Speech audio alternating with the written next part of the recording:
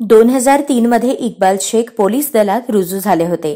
संगणकीय आणि इतर तांत्रिक ज्ञानाच्या अनुभवामुळे त्यांना स्थानिक गुन्हे शाखा याचबरोबर सीसीटीएनएस विभागात विविध महत्वाच्या कामांकरता नियुक्त करण्यात आलं होतं.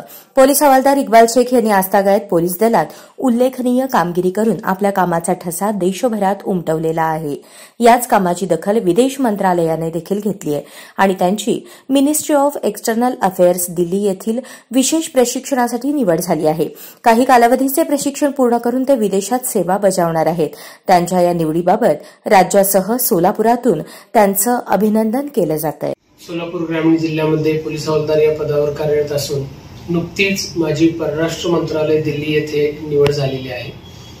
दिल्ली येथे कर्तव्यावर रुजू होऊन काही कालावधीचे प्रशिक्षण पूर्ण करून मला विदेशात काम करण्याची संधी विदेश मंत्रालयाकडून देण्यात आलेली आहे. त्या संधीचं मी सोनं करणार आहे आणि भारत देशाचे नाव उंचावण्यासाठी माझ्या हातून जे काही चांगले काम होतील ते सर्व मी तिथं करण्याचा प्रयत्न करणार आहे.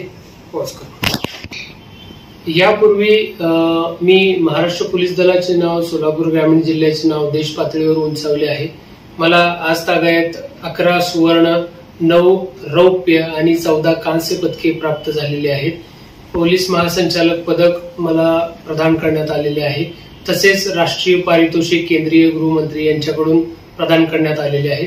या सर्व कामगिरीची दखल घेऊन परराष्ट्र मंत्रालयामध्ये मला काम करण्याची संधी मिळालेली आहे आणि या पुढेही मी अशीच चांगली कामगिरी करत राहीन.